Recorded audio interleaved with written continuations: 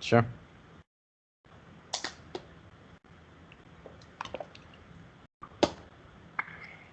And so basically the reason that I wanted to start the recorder is because it's unusual to find a new student calling who is absolutely raw. Almost all of the students that call have already established a meditation practice. And actually what that means then is that they've got a lot to unlearn. But for starting raw, there's a lot that you may not have to unlearn. You can just start learning to do the practice correctly. Okay. And so, um, while it's a very easy practice, uh, conceptually, in order to understand it from that easy perspective, we have to do some description because the normal student already has a lot of misconceptions, almost as if imagine that there is a beautiful palace about 100 meters away, and it's a straight path just from here to there. You just go right there. Mm-hmm. Unfortunately, in between, there's a forest, and so you can't see that palace, and so you don't even know which direction to go. Okay. Okay, so in that regard, the problem is that people get lost in the forest because they don't even know which direction to go. And there's a few key ingredients or a few particular directions that we can have would be like follow the breadcrumbs or follow the money. And that would then would be a very, very simple um, uh, guide that if we just follow the money or follow the crumbs or follow the heart or whatever like that, then we can certainly get to the palace. Right. So we have to understand that there are some uh, easy solutions to a very knotty problem. The knotty problem is that we have created a forest of that obscures what life really is all about, and that one of the major changes that can be brought about is a very simple thing, something like follow the breadcrumbs, and that would, and this is um, one could say the major teaching of the Buddha, the number one teaching of the Buddha uh, would be, in fact, he said it like this, that there is only one teaching. I teach only one thing, both formally and now. I teach only dukkha, dukkha nirodha, which means dukkha and the end of dukkha. And we define dukkha as to be unsatisfying or unsatisfactory. So you find a lot of stuff in your life that's unsatisfactory. And normally, what people want to do when they see that unsatisfactoriness in their life is that they want to fix it, but they go about fixing it in the wrong way. Okay. But the teaching of the Buddha is dukkha, dukkha nirodha, which basically means that as soon as you see the dukkha, you avoid it and sidestep it. This is a change that needs to be I, made. I do not understand that. I do not understand what a dukkha is. Dukkha means unsatisfying. In English, it is wrongly translated as suffering. But there's a whole Mm-hmm. lot wrong with life other than just total suffering. Many people think suffering is a great big thing. An example of that is the downhill skier at high speed runs into a barrel of gasoline that explodes into flames when he hits it.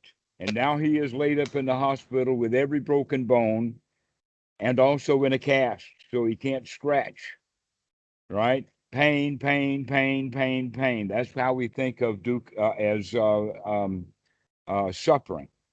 big deals, crosses, nails, that kind of stuff. And so Yep. this is how people begin to see the teaching of the Buddha is suffering and the end of suffering. But dukkha does not mean that. It means simply just anything that's unsatisfying, because anything that's unsatisfying will get you to operate or behave to get rid of it. So, for instance, a mosquito doesn't make you suffer, but it'll sure make you behave in the sense of getting rid of it, right? Okay, so this is what Yep. we mean by dukkha. Is dukkha means is that it's unsatisfying. Dukkha means that it's Okay. unsatisfactory, that it's not good enough. It may be 99, but 99 is not 100. You see what I mean? Okay, Yep. so while you say your girlfriend is looking at the 99, you're looking at the 1% that's missing. Yeah. So you're looking at the dukkha Yeah. instead of looking at the dukkha nirodha. Now, the point about this teaching of the Buddha is that a lot of people in the West put a lot of Western mentality into it, so that they think that the practice of meditation is like watching the breath, means that you're seeing the dukkha, more dukkha, investigate the dukkha, look at the dukkha, get deep into the dukkha, call it deep meditation, and we go deep diving into a deep bunch of crap, hoping there's insights in there. Well, this is not the teaching of the Buddha at all. That's just dukkha, more dukkha, and maybe someday there will be no dukkha. But the teachings of the Buddha is as soon as you see the dukkha, come out of it immediately. This is also has to do with the teachings of there are two kinds of thoughts. There are thoughts that are wholesome and thoughts that are unwholesome. Thoughts that are wholesome would be then hindrances from keeping you in being in a really, really good state. You have thoughts that prevent you from being in a good state, but you can also have thoughts that will put you into a really nice state. An example of that, or actually a good way of saying it, is that you have spent your whole life talking yourself into feeling bad. Yeah. And now it's time for you to start talking yourself into feeling good. And many people, when they're doing some sort of breath meditation, they're still not doing that part about making sure that the thoughts are wholesome. And so whatever thoughts come up, hindering or otherwise, they're not really making a big change to the way that they think. So they're not changing any way much about the way they feel. But with the practice of anapanasati, which is actually mindfulness of breathing, that means that basically we're looking at it this way. If you can control your breath to make the breathing wholesome, then you can also basically, in combination with that, over the same period of time, control the mind.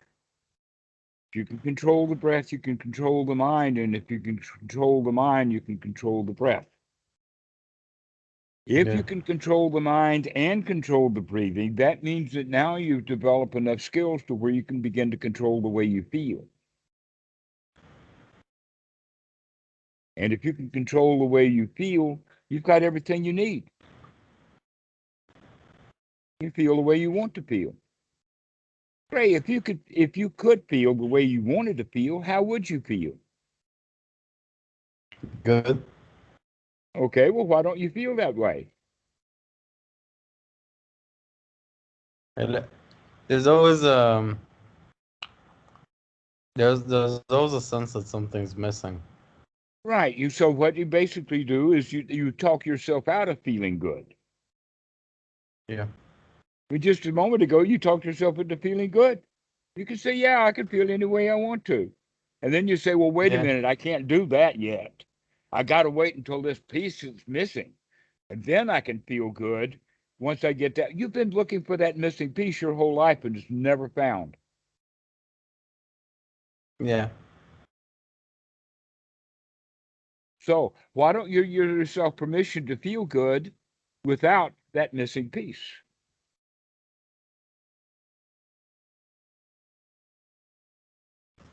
I feel like I'm still not in control of my mind. Well, I believe you. You're not. But if you could control your mind, then you could control your feelings. If you Hmm. did have happy thoughts, then you would have happy feelings, right? But you don't Yeah. have happy thoughts. You No. have ordinary thoughts, and so you feel ordinary. Yeah. Mhm. Um. So I this is I, I wanna I Go wanna ahead. add also my mom is the most negative person I have ever met in my life. Like she has no friends, nobody to talk to. All she does is complain about everything, and all the thoughts coming into her mind are negative. And as a child growing up, I would always like my parents divorced, and I would rather stay like as far away from her. I was very scared to become her. And the more I grown up, the more I realized that I got very similar to her in That's good in that awareness. aspect. Yes. So now you know where you learned it all. Yeah. Okay. I don't know what of it is genetics and what of it is like the place I was born, because again I was trying as a kid to stay as far away from her. I would not talk to her for years at a time. But Um, the first time that you had the thought that you should stay away from her, how old were you then? like very young, 6, 7, 8, Okay. very young. Which means that you put up with her negativity for 6, 7, or 8 years before you finally decided that you got to stay away from that stuff. But by then you'd already become infected. Okay. Okay. Yeah. That in fact, one of the typical stories is the 16-year-old boy does not want to be like his dad at all. He rebels against the dad. They have great big arguments when he's a teenager. One goes storming off for another. And then at the age of 40, the guy recognizes that he's just like his dad. As hard as he wanted to be different than his dad, he's just like him. That in fact, what part of how he's just like him is because he rebelled from his dad the way his dad rebelled from his dad all the way back and still wound up just like him.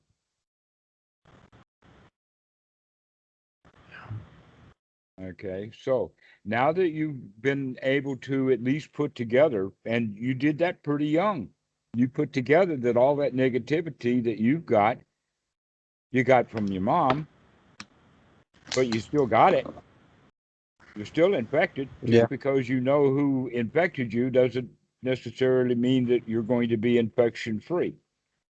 That in fact, this is what's wrong with in psychotherapy and psychology. They have the idea of psychological archaeology, where the client is encouraged to dig deep back into the past to try to find out how things got started. Guess what? Hmm. We don't need to know how things got started. All we need to know is, where is the rudder to this ship? We don't need to know when it left port. All we need to know is, how do we steer it? Does that make Yeah. sense? That Okay. makes a lot of.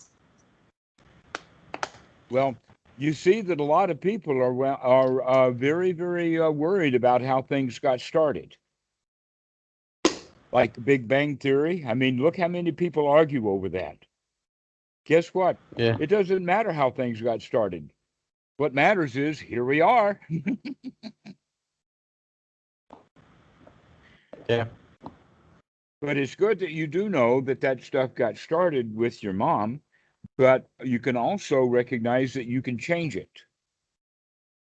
That this is a major point, because a lot of people don't think that they can change. They think that once the personality is set, that it's set. This is who I am. There's a whole lot of language that we have in our culture that points to that. Things like leopards or Yeah, I guess leopard. Leopards don't change their spots. Zebras don't change their stripes. The fruit doesn't fall far from the tree. They're just good old boys, right? Uh, Hmm. Joe will be Joe, or Sally is just being Sally. All things like you can take the country, you can take the boy out of the country, but you can't take the country out of the boy. You've heard things like that, right? Here's the Yeah. big one. And Who the thing are, is, huh? I believe those things. I believe Okay. things stay the same. Object emotion stays emotion, and the object, that doesn't move. Okay. Well, I, that's what you're saying then is that that you do believe that the ship has a rudder. You just don't know how to control the rudder, that the rudder is no, no, no. fixed. I believe that change is something that is possible, but is very, very hard. It's to go against everything that nature is giving you. Right. That's what I feel. Okay. So that But it means is that you possible. don't know where the rudder is, or that the rudder is fixed, or that you got to go down to the bowels of the ship and turn the rudder by hand, or something like that, that you don't recognize that you've got uh, a wheelhouse. Yeah. Okay. That's basically what we're saying then is that there is a way for you to be able to change your mind. You do have a rudder, and once you find that rudder, you can figure out that you can change the direction of things. How they got started, we don't know. But now that things are rolling along, we can begin to make some tweaks and changes to them so that things head off in a different direction and we don't wind up crashing into things. But boats don't have brakes. Did you know that? Yeah. Big I ships did don't have, not. I never thought about it. I never thought about it. right, big ships don't have brakes. The captain or the pilot has to look out in advance and make decisions long in advance before he can't just run right into the harbor and then at full steam ahead and then put the brakes on. He's got to do Yeah. it at a different, more wise pace. Also, if two ships are coming like this and they Mhm. both recognize that if they continue in that direction, they'll collide, then both ships only need to make their change to the rudder just a little bit so that they miss each other, right? This is Mhm. something that we begin to understand is that the mind does not have brakes, but we can change the thought that we have once we begin to wake up to it. Once we begin to see what's going on, we can start making some changes. And uh, personality then is not fixed, it's not set. That you can, in fact, change the direction that your life is heading, that you can operate the rudder just a little bit to make a change. And so, in that Mhm. regard, if you can learn to change your breathing intentionally, then you can also begin to change your mind intentionally. And if you can change your mind intentionally, then you can change your feelings intentionally. That this is what the whole practice of the Dhamma is all about. When one becomes a Dhamma dude, what that means is that he begins to uh, operate with a new life view, a new view of things, how things are constructed differently. Um, and that view is basically the distinction between the normal view is things are going to be all right, but we got a lot of work to do. We got some repairs to work on. We got things to fix. And that's a different life's attitude. That's the normal attitude that people have. A lot of people have the idea of, oh, life is shit, and then you die, and I don't know what you can do for it. It's all just crap. But then there's the third kind of point of view, and that is everything's all right already. Everything is fine. There's no work to do, nothing to go, nowhere to do. Now that just takes a kind of a small change in the way that this vessel is heading. Is that, we can avoid that. All I have to do is just change the mind a little bit, steer off, and everything's going to be okay. That in fact, we don't actually have to run our freighter into the port, causing all kinds of damage. But a lot of people keep doing that. They keep doing it over and over and over again, thinking, what's wrong with my life? The answer is they don't know where the wheelhouse is. They don't know that they can actually change the way that they think. Now, the other part about that is that we have habit patterns of the mind. And so these habit patterns mean that the mind will go back to the old way of doing things. And so we have to keep changing it over and over again to develop new patterns, to develop new habits. But once we develop the new habits, then it becomes really easy. Okay. So the concept then is the Buddha talks about it in the sense that there's two kinds of thoughts. There are wholesome thoughts and unwholesome thoughts. If we have unwholesome thoughts, those unwholesome thoughts will hinder us from being joyful. If we have wholesome thoughts, that will take us in the direction of joyful, especially if the wholesome thoughts are in particularly joyful, wholesome thoughts. And yet you don't spend a lot of time in joyful, wholesome thoughts. You have been spending a lot of your time in the same kind of thoughts that you learned from your mother. Negative thoughts that Yeah. keep you from being happy. Okay. So you can see that if someone says, okay, well, I'm going to meditate, but in their meditation, they don't change the way that they're thinking, then they're not going to get much out of the meditation.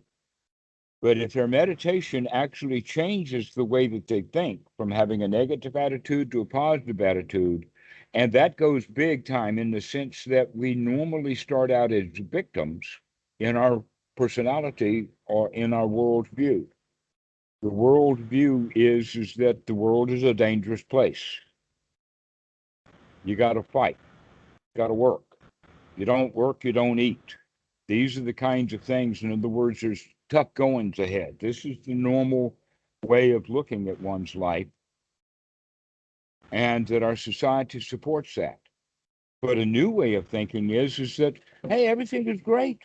There's no problems. The world is just fine. It don't need to be fixed. In fact, the biggest problem with the world is you got too many people out there trying to fix it, each one in its own way. And so this person A is trying to make the world look like A, and person B hates the way that the world looks when it looks like A. He wants it to look like B. Hmm. And C doesn't like either A or B, and he wants the world to look like C. And so you have all of Yeah. these internal conflicts. It's better to let those people have their conflicts with each other and not join their fight. That you can take a hike. You don't have to fix the world. The world's not really broken. If there's any brokenness, it's the people think that the world is broken, when in fact it's fine. Planet Earth will get along without humans pretty well. The world got along without us before it met us, and it'll get along without us when we're gone. So, if that's the case, then each individual one of us, like yourself, can create the world you want to live in. That in fact, it's already created. You already live in paradise. You already live in paradise, just like Adam and Eve. They lived in paradise. But what did they do? They mental. They ate of the fruit of knowledge of good and evil. Yeah. Okay. Now, what does that mean? The ate of the fruit of the knowledge of good and evil. The eating of the fruit means putting up with the results. And what are the results of is their knowledge of good and evil, which means their knowledge of good and bad or their ability to criticize. And here you are in your paradise, going around criticizing it, saying this is good and this is bad. And in fact, I do. I live in paradise. I've got a really nice paradise that I live here. This is a really nice tree, except for one thing, and that is it's got some yellow leaves on it. And so I'm planning actually to dig that tree up and tear it out because it's got yellow leaves. Yellow leaves don't belong in paradise, you know. And when I get rid of this tree, I got some other trees I'm going to dig up and throw out because they've got brown and yellow leaves too. If I dig up and tear out all the trees that have yellow leaves, then I'll have a really nice paradise, right? Mm. Yeah. You see where this is going? We Yeah. actually destroy our own paradise. Adam and Eve did not get thrown out of paradise, they destroyed it. Now, they didn't have to actually pull up any trees. All they had to do was judge the tree. And that's what destroys paradise, is our judgments of it. And you live in a paradise. You live on Puerto Rico already. That's a paradise. But Yeah, how many? I live on the beach. It's a real paradise here. Yeah, so you I've live in never. paradise. Yeah.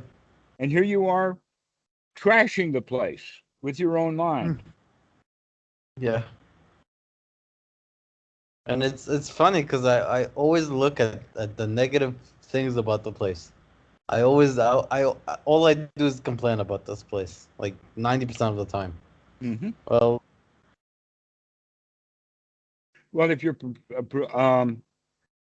complaining about a real paradise in Puerto Rico that you live in, how many what percentage of the time do you complain and criticize about the internal paradise you live in? 98%, 99%, something up there, yeah. huh? But you recognize that you can change. Hmm. That's the important thing, is to change. Okay, so let's go from that perspective of dukkha, dukkha, nirodha, and unpack it just a bit. To unpack dukkha, dukkha, nirodha brings us immediately to the Four Noble Truths.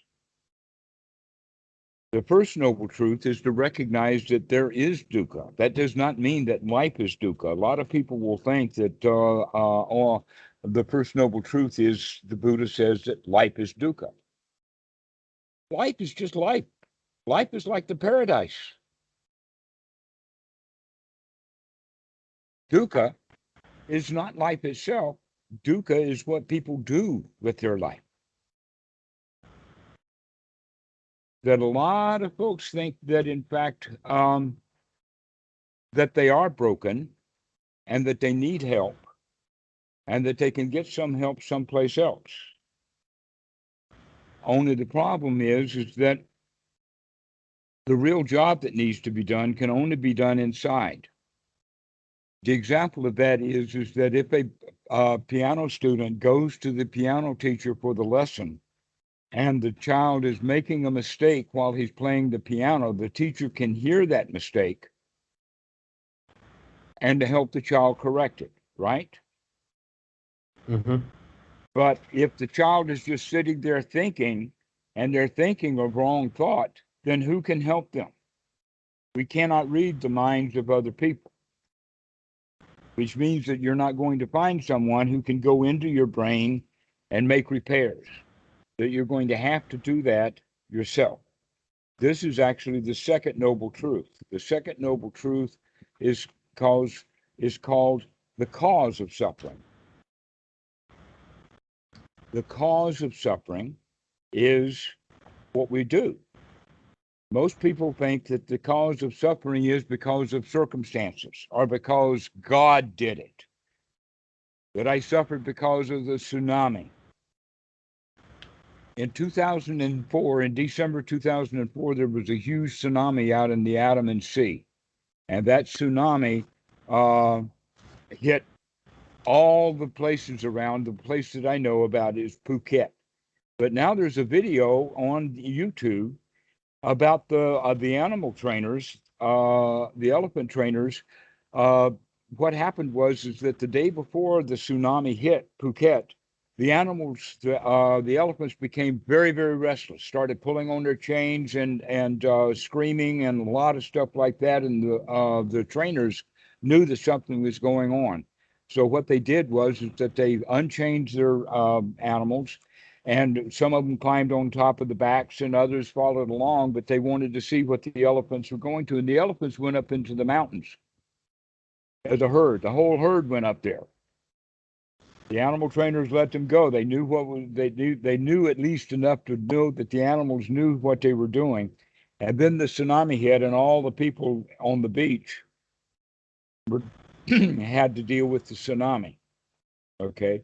So in this regard, what we're talking about is that the elephants did not suffer because of the tsunami. That the people on the beach did not suffer from the tsunami when it hit. What they suffered from was ignorance. The elephants knew something that they didn't know, and the elephants got out of the way. Is this making sense to you? Half and half. Okay, so if we can understand that the tsunami was not the cause of the suffering, it was the fact that people didn't get out of the way of it. Mm-hmm. Now, another example is that somebody hauls off with a great big punch and then throws a punch right at you. What are you going to do? If you're smart and you see what he's doing, you're going to let him miss you. You're going to duck. All right? But if you don't see that that fist coming at you, it's going to hit you, right? Mm-hmm. This is the point that we're making is dukkha and dukkha nirodha. The most important quality of dukkha is ignorance. We don't know what it is. And then it hits us, and then we suffer. Or then we're inconvenienced. But if we can see things that are coming, then we can stand out of their way and they don't hit us. Mm-hmm.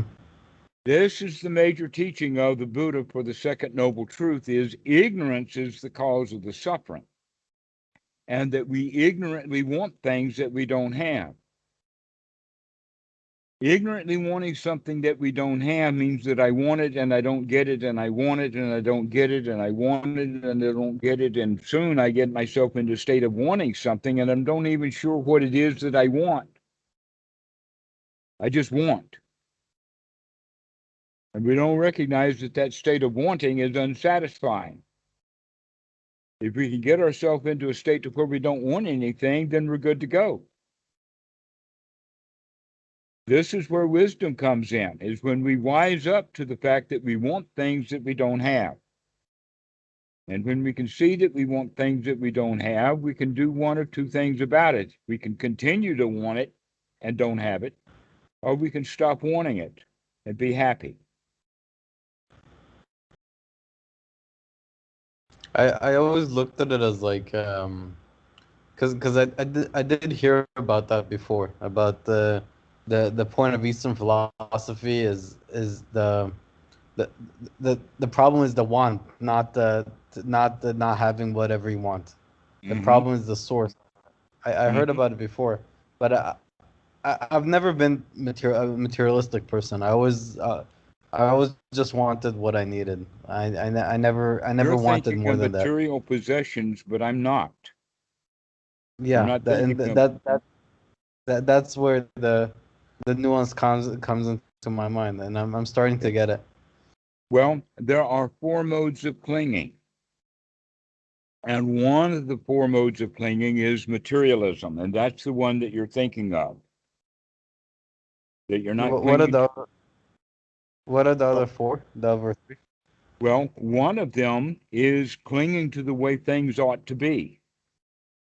Rights, rules, rituals, laws. You got to follow this. You got to do it this way.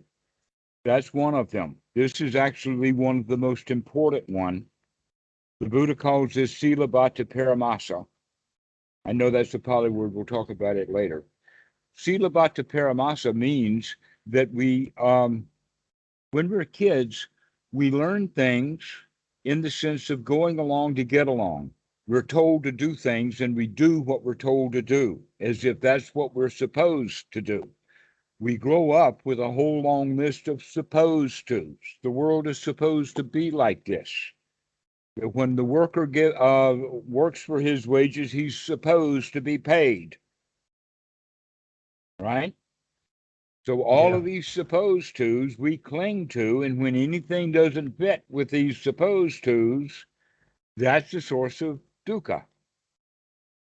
Just like not getting what you want, except that instead of not getting what you want in a material sense, now you don't get your wants in the sense of supposed tos.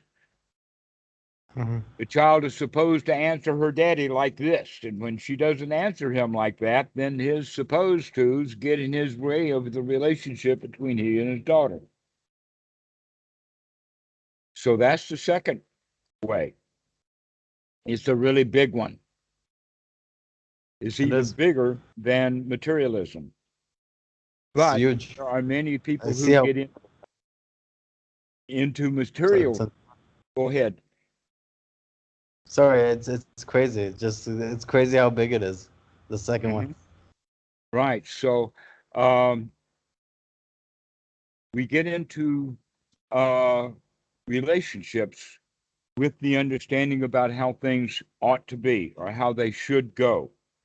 And when they don't go the way that we think that they should go, then we want them to go the way that we think they should go. And now we want something we don't have because things are not going the way that we wanted them to, not according to our list of rules. But as we progress in the Dhamma, we begin to drop all of those rules and come up with just one rule for an entire life. Just one rule to manage all of reality.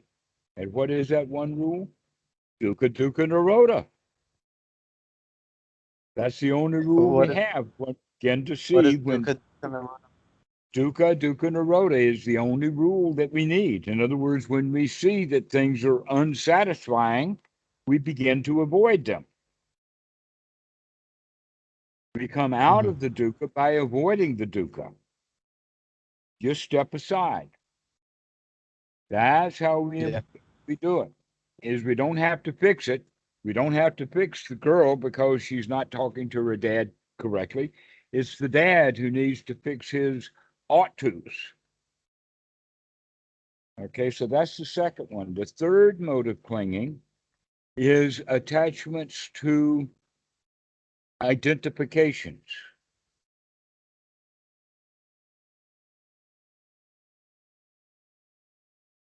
The I'm identifications of back. yeah, that happens from time to time, internet connections. So the third kind of clinging is to identifications, how we identify ourselves.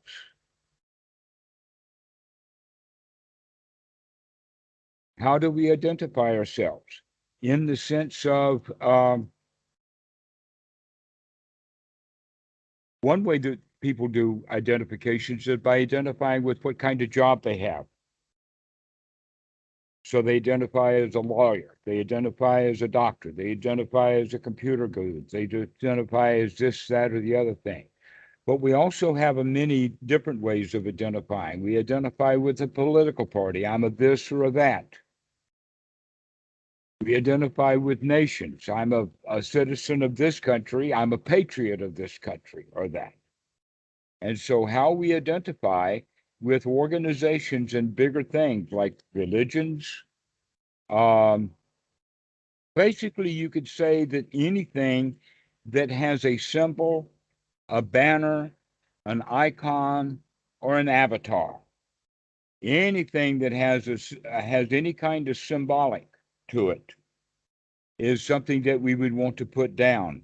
We want to put down all of our banners to not identify. For instance, the Republican Party has the identification of a little elephant with red and white stripes and stars and that kind of stuff. Because they've got that identification of that elephant, that whole organization is to be avoided. The same with the Democrats and their donkey. Okay. anything that has an identification or a banner. Why do I say that? Because look at it.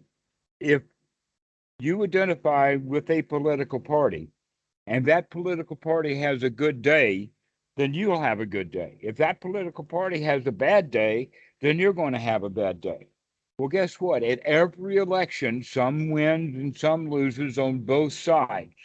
So there'd be reasons for the Democrats to feel good and reasons for the Democrats to feel bad. So that means that the best that any of them will ever get is a mixed bag.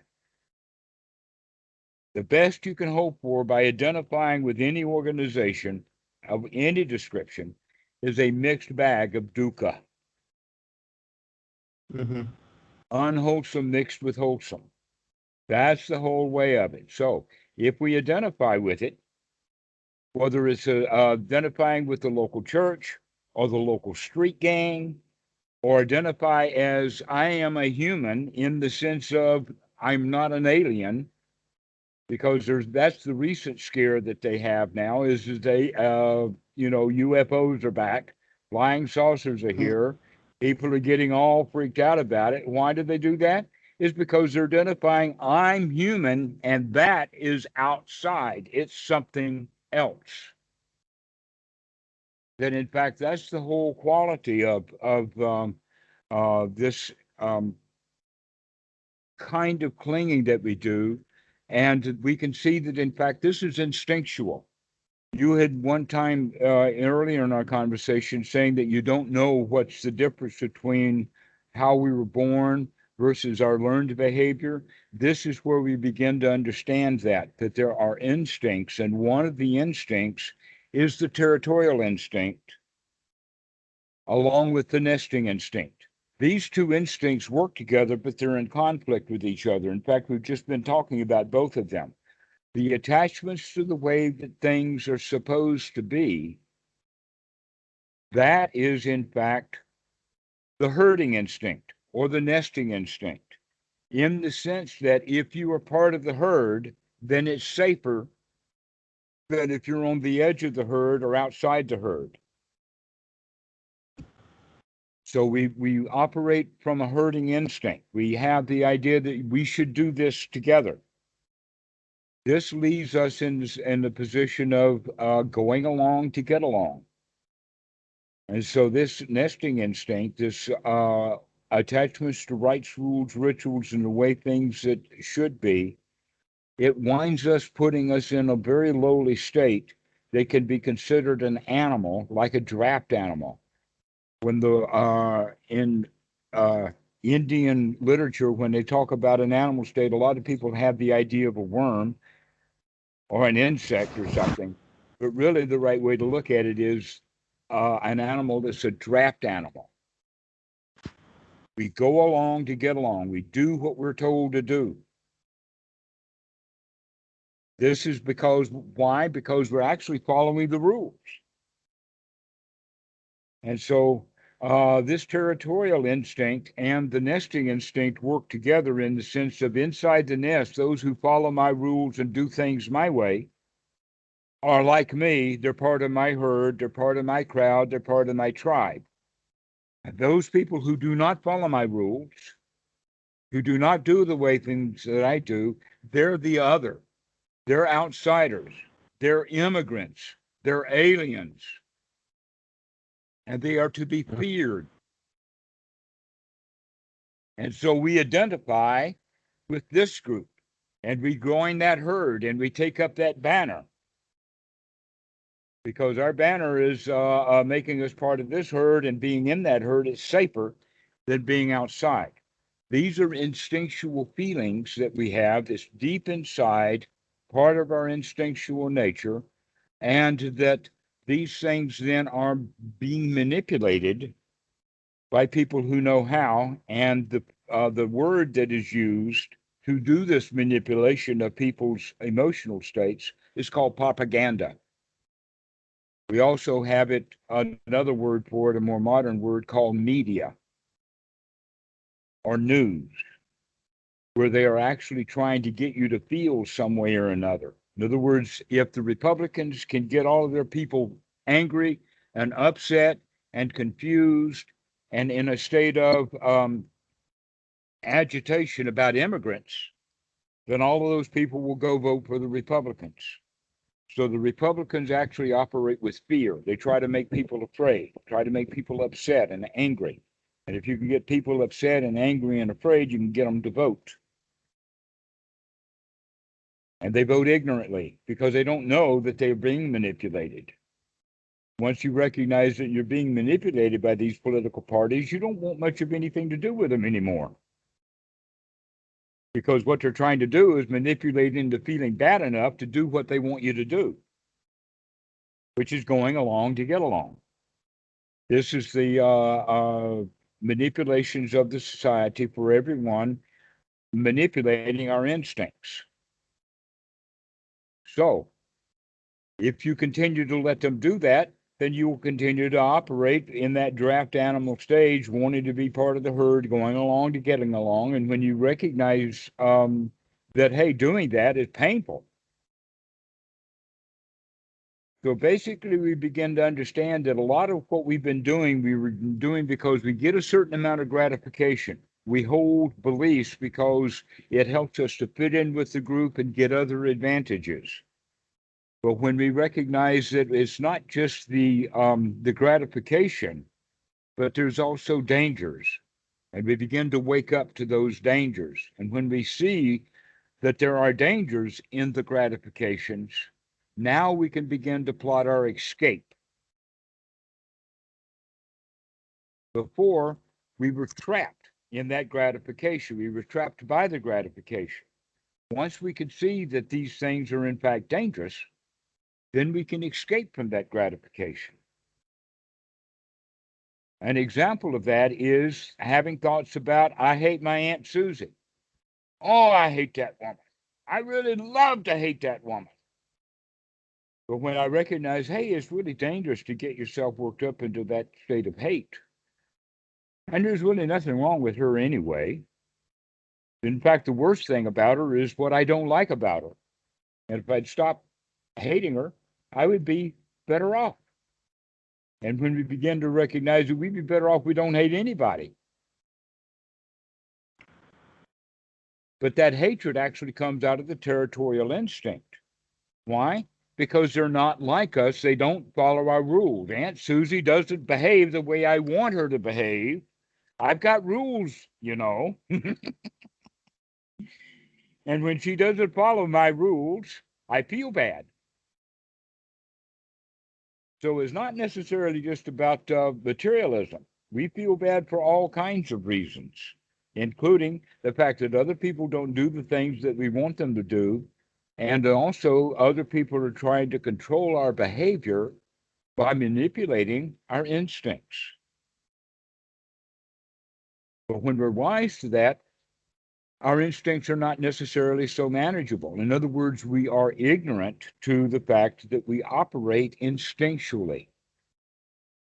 And that people who are completely uneducated will normally operate almost exclusively out of instincts, which means they operate out of herd mentality and are fairly easily controllable by big business, for instance. That wise people say, I don't need it. And ignorant people say, well, that's a big whoop-de-doo. I ought to go buy that thing. But wisdom will say, hey, they're just advertising a big do whoop-de-doo, and I'm all right without it. I don't need it. So we begin to think wisely. And the wisdom is the idea that we're already okay the way we are. This is what the whole Four Noble Truths is about, that there is not only this cause of suffering that we've gone a little bit into today, but there's also the third noble truth, and that is that there is a place where each one of us can go to. We all visit it occasionally, where we've got no problems. I mean, at least once today, you've had kind of a sigh, oh, at least I don't have that to do anymore. That this is something that when guys come home for work, they'll plop down on the couch and relax for just a minute, just a second, maybe 10, 15 seconds. and then the mind will start back up again. Okay.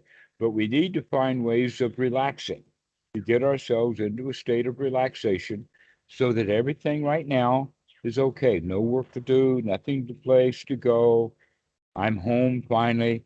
Let me just relax and have a moment. This is the third noble truth. It does exist, it happens, but for most people in the West, it happens only 3, 4 times a day, only for 10 or 20 seconds. What we need to do is to expand this, to make it bigger and longer and lasting. And how do we do that? Is by remembering and by practicing it. The practicing of that then is the Eightfold Noble Path. What is the actual method? Now, the problem with the word path is that everybody gets the idea that a path means we got to go long distance from here to there, long way. But basically, it's more of a method in the sense that all we need to do is just unlock the door that's right in front of us. That's all we need to do is just unlock the door right in front of us. So we put in the key, we turn the handle, we turn the latch, and we walk right in. That's basically all that needs to be done. 1 or 2 or 3 second operation. And yet most people will stand waiting for the door to open. Others will pound on the door. Others have no clue about where the door is when in fact it's right in front of them.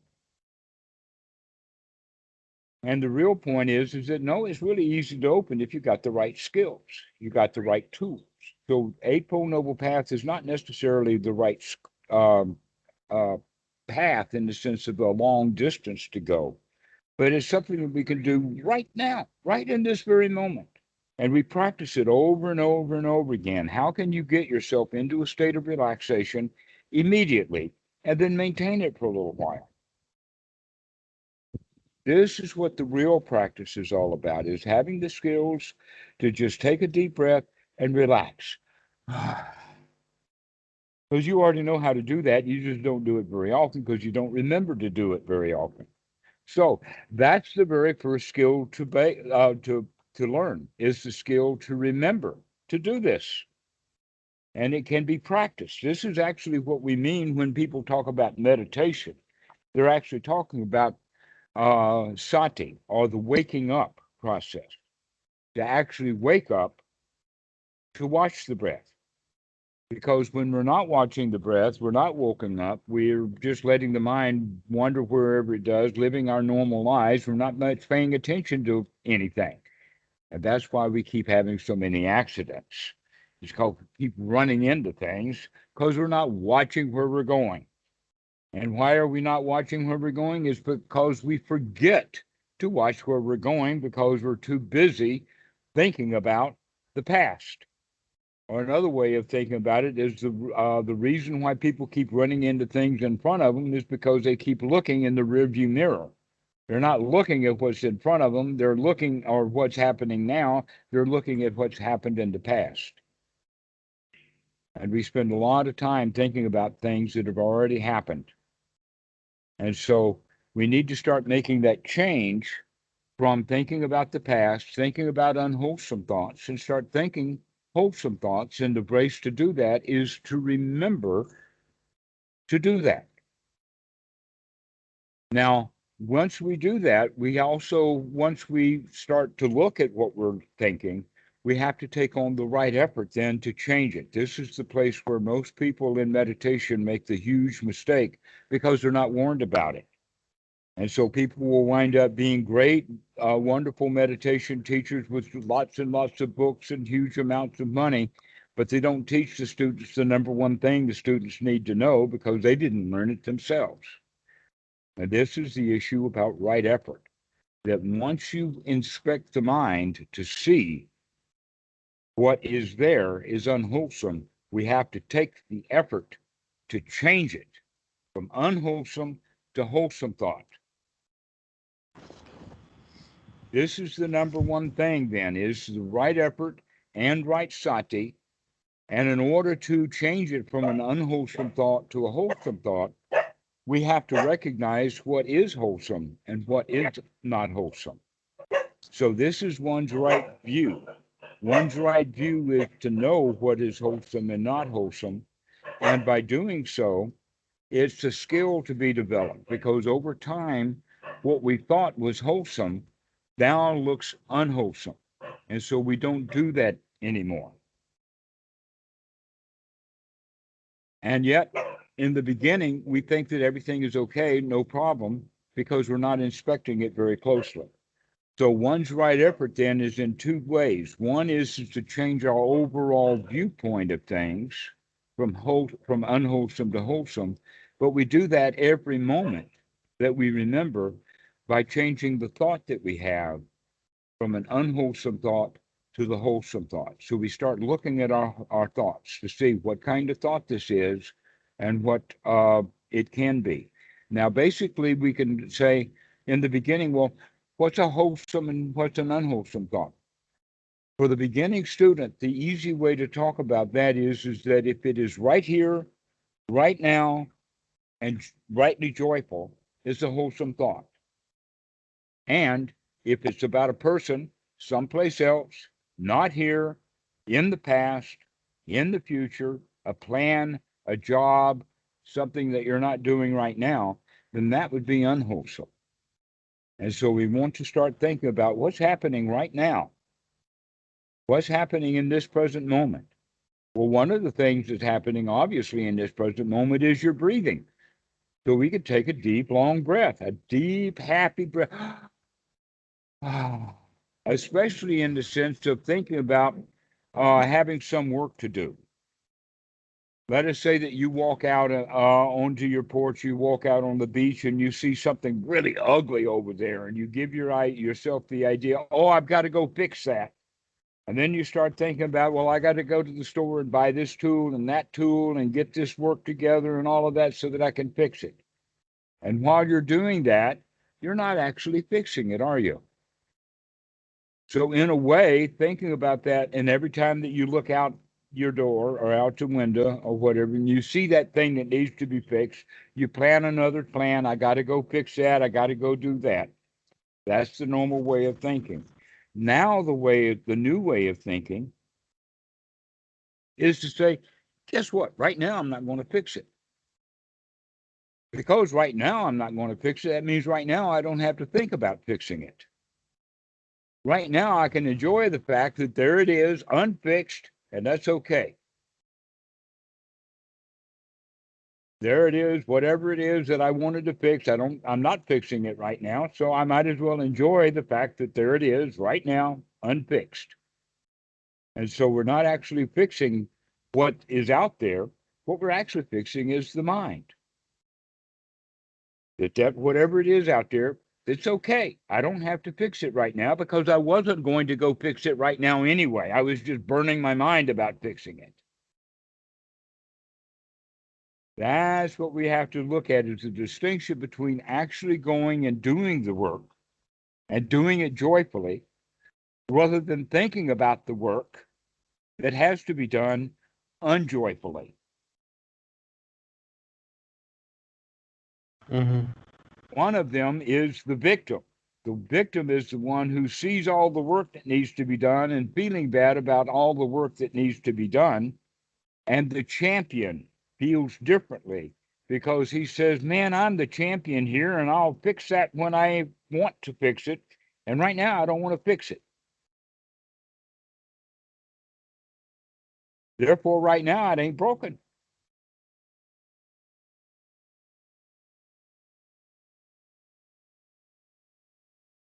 These actually now, we've talked about 4 items on the Eightfold Noble Path of the Buddha. And What these is the 4, fourth one? here we go. The first one is right view. You called me because of right view. You actually understand that there is something that needs to be changed here, something that can be fixed. Right? So that's one's right Yeah. view. If we begin to investigate closely what is wholesome and unwholesome, that means that we will refine that view so that it'll get better and better. It's a skill to be developed. The second one is right sati. This is wake up. Sati has three qualities to it. It has the quality of intensity, a really big wake-up call as opposed to a little wake-up call. It also has to do with frequency in the sense of how often do I remember? And then the next part about it is that how fast is it? Once I'm paying attention to stuff, how quick am I to get it? So these are the three qualities, and these things will grow as you begin to wake up. You'll begin to pay attention to the wake up. Here's an example of the intensity or the strength. And that is that when you first wake up in the morning in bed, what's the very first thing that you do generally when you first wake up? Check the markets. Pardon? Check the markets. Check You have the prices of market in bed certain with stuff. you? Yeah. You have the market right there in bed with you. Yeah. So how is that possible? I open my phone and I check the market. So the first thing that you do in the morning is you grab your phone. Sometimes the computer is already open. I just look at the markets. I go to sleep Okay. with the computer open. There's been at least 100 things that have happened between when your first wake up and what you're saying is the first thing that you're doing. Let's go back a little quicker than that. You're very, very slow, to be honest with you. You've already gotten yourself out of bed. And I'm asking you, what's the very first thing that you do when you wake up in the morning? Breathe. Huh? Uh, Okay. Now we're going open, someplace. Huh? open my eyes. All Open right. my eyes. Okay. But you don't get out of bed. No. No. That's the whole point. So the sati that we're talking about is for the very, very beginner, is a kind of sati that's not very strong. It's sort of like waking up, but not getting up. Waking up, and most of what people will do when they first wake up is they go back to sleep. Sometimes we wake up and we turn the snooze alarm on, and then we go back to sleep. Right? This is what happens with beginning sati. After we wake up a couple of times, eventually we get up. All right? This is the kind of sati we need. It's not the sati that we just wake up and go back to sleep, or that we wake up and we lay there. No, we want to wake up enough sati to get up. This is where sati and right effort work together. We got to just not just wake up to see what kind of thoughts that we have. We've actually got to get up and throw them out. We have to take the effort to change what we're thinking, to change it from Mhm. unwholesome thought to a wholesome thought. So let's go over some wholesome thoughts that we could have. The Buddha talks about wholesome thoughts um, in various suttas. One of them, he talks about it as one's right effort to change unwholesome thoughts to wholesome thoughts. But in the Anapanasati Sutta itself, he uses the word that we refer to as gladdening the mind or brightening the mind. Now we're looking at a particular kind of wholesome thought when we look at it that way. The kind of thought that's going to actually bring you up, to get you bright. A lot of people think about meditation and sort of, let us say, an advanced meditation is that they go deep in meditation. We're not looking for going deep. We're looking for going bright. We're looking for waking up, not powering down. This is an important point. This is why we want to breathe well. We want to give the body oxygen. We want to brighten it up. We want to breathe out breath very well so that we can exhaust the carbon dioxide that's being built up in the system by not breathing well. And so we take long, deep breaths.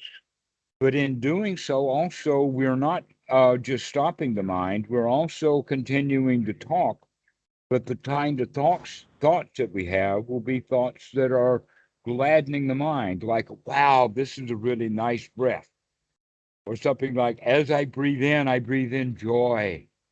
And as I breathe out, I relax, I relax. As I breathe in, I feel so good. And as I breathe out, everything is okay. Nothing to do, no place to go. Everything is hunky-dory. Everything is okay. Not a care in the world.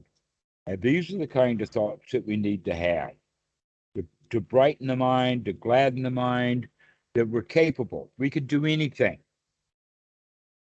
I could clean out my mind. That's, in fact, possibly the most important recognition that we can have. And that is, hey, I can clean out my mind and bring myself to this happy state of everything's okay. This is a really good breath. Oh, what a beautiful morning. Everything's going my way. Not a cloud in the sky. Not a worry all day. No place to go. Nothing to do.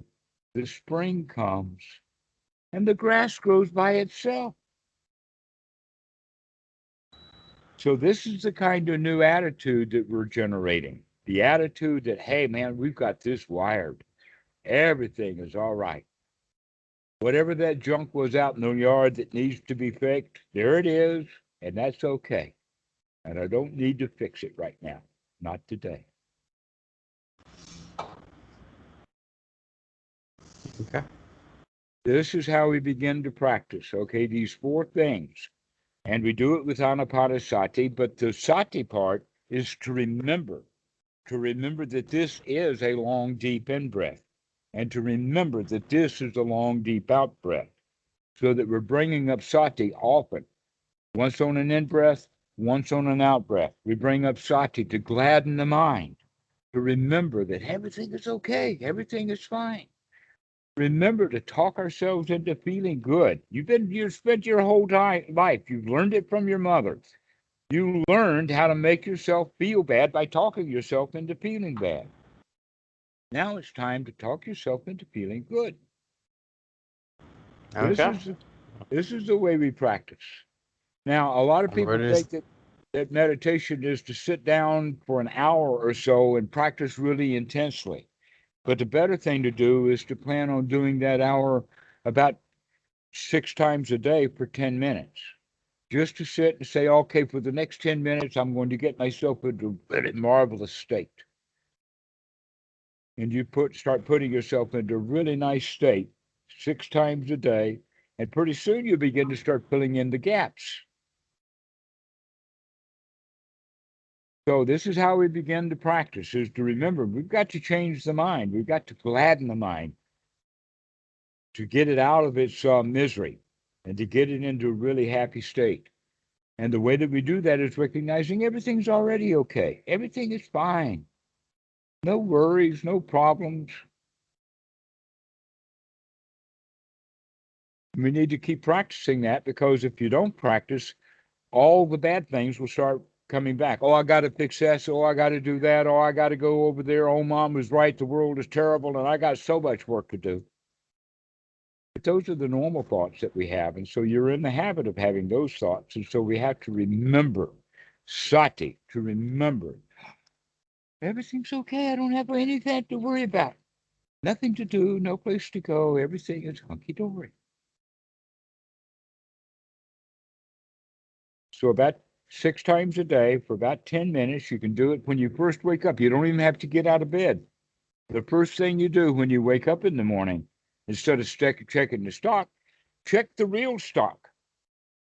Check to see, oh, can I get myself into a really nice state right now before I go look at the computer, before I even open the cell phone? Let me open my mind and do that for about 5 minutes, and then I'll get up. Yeah.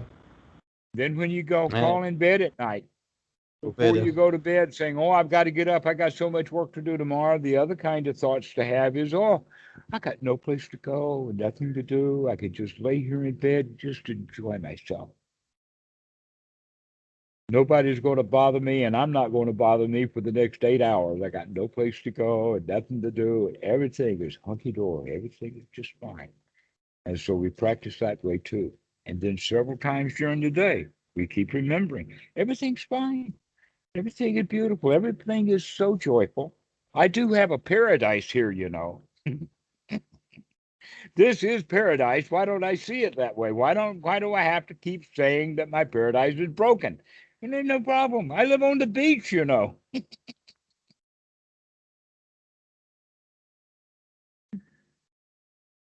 So this is the way to start practicing. So go practice that, Ray.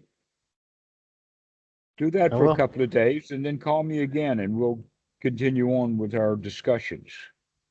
But Sure, I'll be actually during the conversation I thought about it, and I'll be very happy if you upload this to YouTube. Okay, That's great. excellent. Well, we'll Yeah. see you in a couple of days, maybe 3 or 4, up to a week, whatever you feel like, but go practice feeling good. Practice taking deep breaths and enjoying those breaths. I mean, it's so wonderful to breathe. I don't know why people don't like it more. They're addicted to it. They still don't even know that they like it. Yeah. If you don't believe Okay. me, if you don't think that you like breathing, stop doing it for a while. Just to check it out to make sure that, oh, wait a minute, this next breath is going to be a really good one. And when you Yeah. recognize, oh, this breath is going to keep me alive, this is going to make me vibrantly alive, tingly alive, great feelings if I only breathe well. But when we're afraid, when we see problems, then we begin to hide from them. And by hiding, we're in fear and we begin to shut down. And so our breathing collapses and we go shallow breath. This is why the Buddha recommends we've got to breathe. Got to take a deep breath. Allow yourself to be really alive. Wakey, wakey. Brighten up. Okay. Yeah. All right, well, Yeah. Ray, we'll see you. See you soon. Sure. Sure. Good to Thanks a meet you. lot. I I really really do enjoyed our appreciate it. conversation. This is amazing. You really enlightened me. Yeah. I'm I'll glad talk to to you. hear that. Sure. Yes, excellent. Okay. Have a good day, man. All right, now we'll see you, Ray. Good to meet you. Good to meet you too. Bye bye. Okay, bye bye.